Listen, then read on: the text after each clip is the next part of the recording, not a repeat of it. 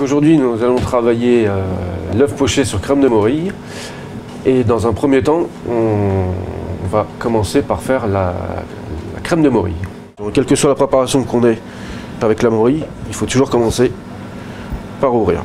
Donc bien brosser parce que c'est un produit qui est terreux, c'est assez poreux aussi.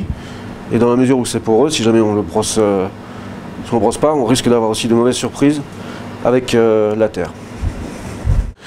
Une fois qu'on les a toutes ouvertes, on va commencer à les disposer dans notre casserole. Ensuite, on y incorpore notre crème liquide.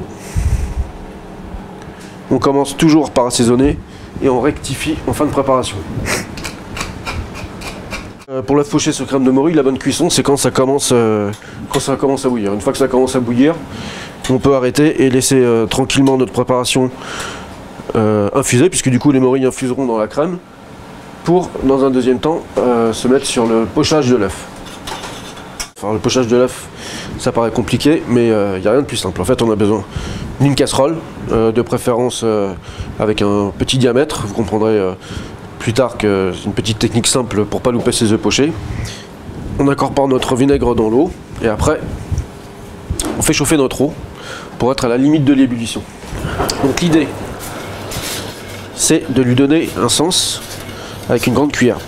On fait une espèce de petit tourbillon, ce qui fait que l'eau aura tendance à se concentrer vers le milieu, et quand on incorpore notre œuf, première partie le blanc, deuxième partie le jaune, vu que l'eau continue à tourner, ça va donner le sens et la forme de notre œuf poché.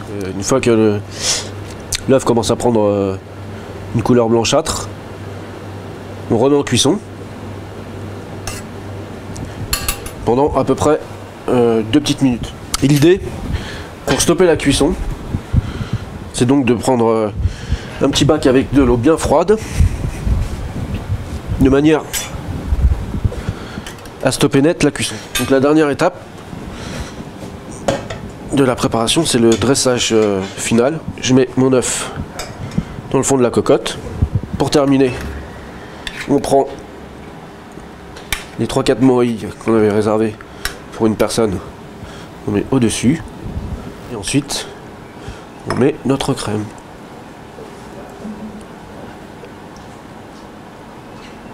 Bonne dégustation.